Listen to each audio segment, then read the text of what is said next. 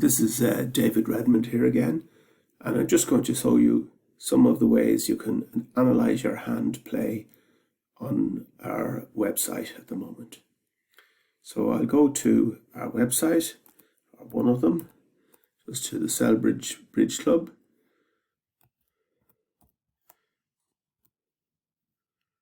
There we go, and I just click on it, and that brings us to our Bridgewebs website. And what I'll do is I'm going to look at some of the results from last week. So I'll pick over here on the right, we've got the last 3 results that I've put up.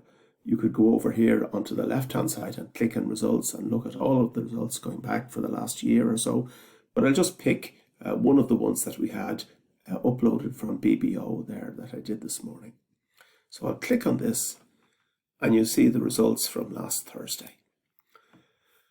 And imagine that you're looking at these and you want to have a look at your card play and your bidding, and you want to see how you might have got on. So I'm going to click on my own and Liam's results just to show you what you see. So I'll just scroll down a bit here. So here we have all of the results that we had, every contract against all the pairs we played. If you remember last week, we had the 8 rounds and we just averaged the last one because we were going back again, meeting the people we met at the first round. But so we look at these and you can see all the results, and over here on the very right with this color code, you can see where you did well and where you did poorly. So green is really good and red is really poor. So we kind of had mixed results there, if you see, against Pat and Melanie. But you can take any one of these hands and have a look at it. And I'm going to have a look at this one here, board number 2, because I was slightly interested in, I suppose, why everybody got better scores than, well, a lot of people got better scores than I did. So I wasn't sure whether it was I didn't play right, we were in the wrong contract, the defence was pretty good at other hands, at other tables rather, or what. So I click here on board number 2 and you see what we get. So you see all the results on board number 2 from every pair against their opposing pair at the time. So one pair were in 4 hearts, which went pear-shaped. Some pairs were in no trump and did really quite well. So the best score there was a 3 no trump plus 2. But I managed just to get 10 tricks exactly for 420, and I thought that was my limit. And I saw somebody else with 450. I did look at that to see how it happened, and you could do that yourself. Anyway, I was interested to see what happened and whether I could have done better. And this is this kind of new feature from the results that we import from BBO. There's this play button on the right hand side of a hand. So if I click on play here, well, first of all, this is the first time I've done it on this computer. So there's you have to click an option. So this is the one I'm picking, BS online, whatever that stands for, and it's going to analyze the hand in a certain way. You only have to do this once on a particular computer. It will remember after that. So I'll click on this, and here I get Bridge Solver Online. And here's the hand, and we say we were playing against Dolores and Frida, and it says who the declarer was. The declarer was West, who was me, which is this hand here. North is on lead, and we're playing in 4 spades. I should point out, of course, that the bidding is up here, which you can use to recall what your bidding sequence was. But you could also look at other hands or other people's play and bidding and see how they bid the hand to see if it was different from your own.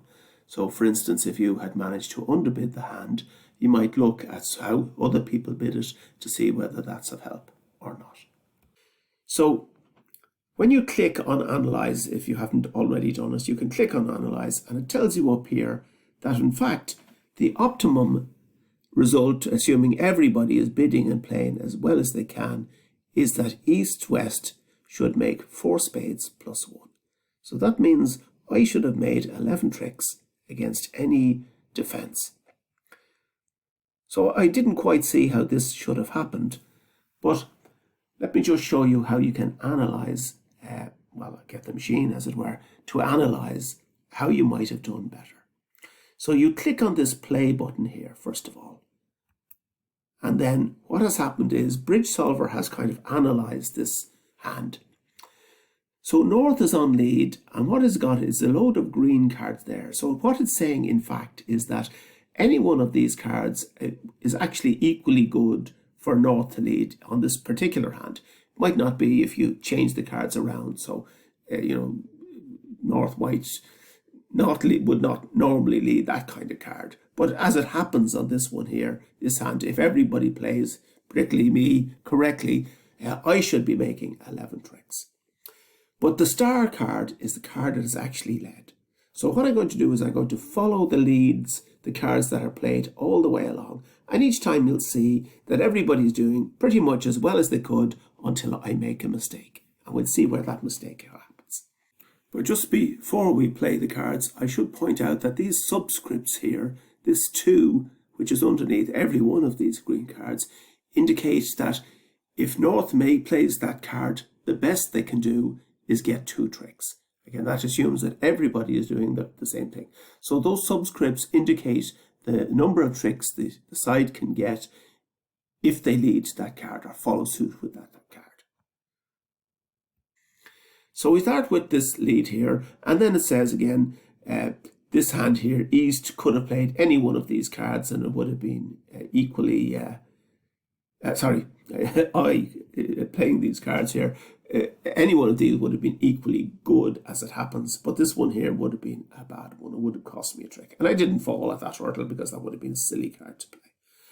So I play that, and this hand here can't beat it and kind of obviously plays that. But I'm going to, as I say, I'm going to continue playing the cards that were actually played. So I can win that card with the 7, so I'm just going to do that. And now, kind of obviously, in a 4-spade contract, I'm going to start on trumps. As it happens, as you can see, I could do other things and delay it for a while, but ultimately I'm going to have to do it. So I play that, this hand, as it happens, played that, I played that, and this hand played that. And again, all of these didn't really matter what happened. And then I play another trump, this has to follow suit. I choose to play the queen here, and this hand chooses to play its ace. It comes back a heart, I have to play the ace.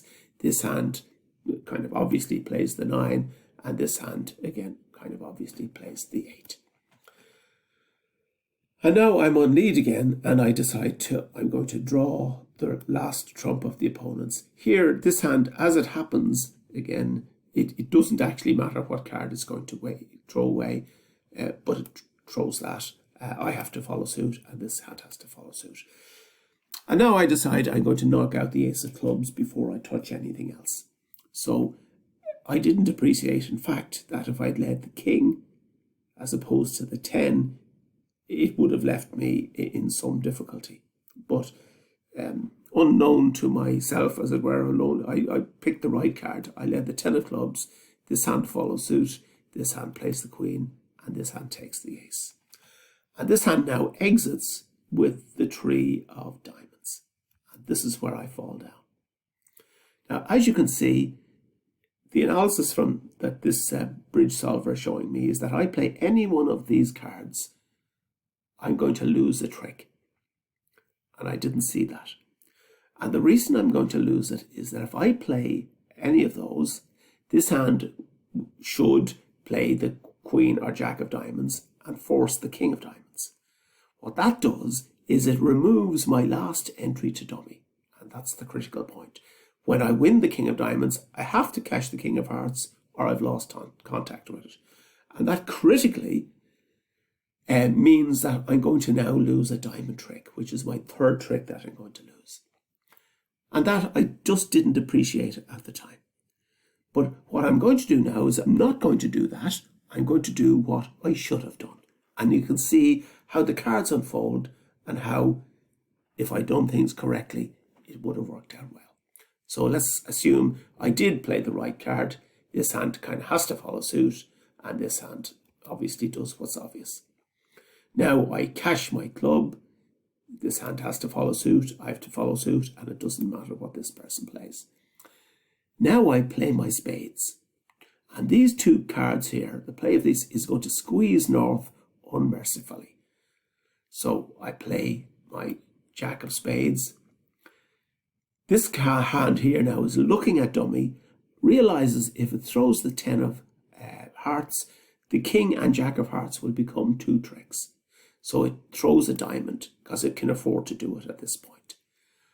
Now it's telling me that if I throw any of those, that would be kind of silly. So I throw a diamond. At this hand, it doesn't really matter what it plays. It's lost. Now, the coup de grace, as it were. I play the last spade. And this hand here now, again, is now unmercifully squeezed. Again, it can see, if it throws the 10 of hearts, that the king and jack of hearts will become good. So if this hand throws the 10 of hearts, let's just play it for a second. What I will do is I will throw the 6 of diamonds.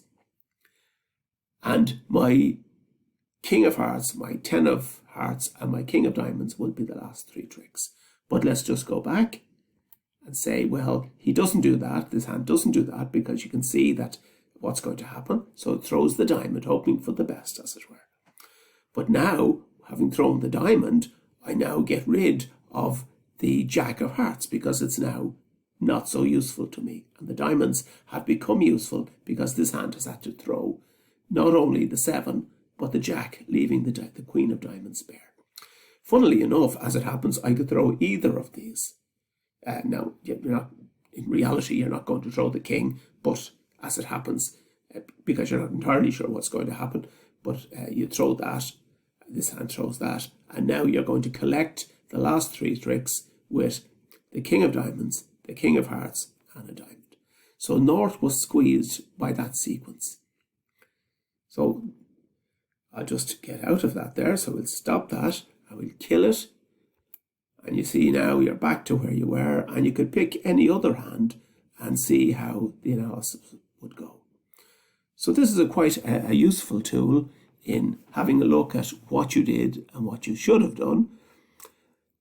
And it can be a salutary lesson indeed when you see how you maybe threw away a trick. Thank you very much.